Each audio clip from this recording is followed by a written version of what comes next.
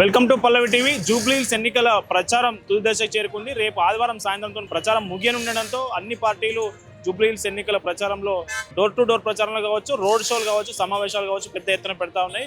మనం ప్రస్తుతం షేక్పేట్లో ఉన్నాం. షేక్పేట శివాజీ స్టాచ్యూ దగ్గర ఉన్నాం. శివాజీ స్టాచ్యూ దగ్గర మరి కాసేపట్లో కేంద్ర మంత్రి బండి సంజయ్ రోడ్ షో సమావేశం ఇక్కడ ఏర్పాటు కాబోతా ఉంది. సమావేశం నిర్వహించబోతా ఉన్నారు.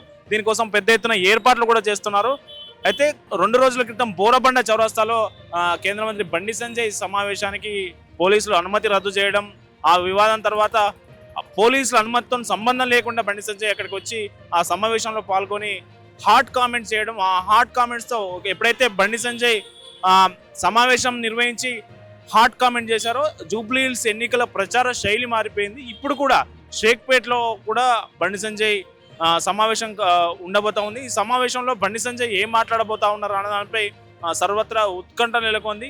ఎందుకంటే బోరబండలో చేసినటువంటి కామెంట్స్ పై రాజకీయ వర్గాల్లో కావచ్చు, అటు జూబ్లీహిల్స్ ఎన్నికల ప్రచార శైలిలో కావచ్చు ఒక మార్పు అయితే కనిపించింది. షేక్పేట్లో కూడా ఎట్లాంటి కామెంట్స్ చేయబోతా ఉన్నారు కేంద్ర మంత్రి ఇక్కడికి రాబోతున్నారు కాబట్టి పెద్ద ఎత్తున బీజేపీ నాయకులు కూడా వాళ్ళ బీజేపీకి సంబంధించి కావచ్చు ప్రజలను కూడా పెద్ద ఎత్తున ఇక్కడ సమీకరిస్తున్న పరిస్థితి కనిపిస్తూ ఉన్నది.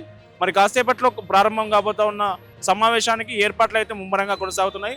షేక్పేట ఈ సమావేశం రోడ్ షో తర్వాత రెహమత్ నగర్లో కూడా ఈరోజు సాయంత్రం బండి సంజయ్ భారీ రోడ్ షో సమావేశం కూడా ఉండబోతా ఉన్నాయని చెప్తా ఉన్నారు. రేపు ఒక్కరోజే జూబ్లీహిల్స్ ఎన్నికల ప్రచారానికి తెరపడేందుకు ఒక్కరోజు మాత్రమే ఉండడంతో ప్రచారం రోజుకు కనీసం 2-3 సమావేశాలు, 2-3 రోడ్ షోలు అట్లా ప్లాన్ చేస్తూ ఉన్నారు బీజేపీ రాష్ట్ర నాయకత్వం.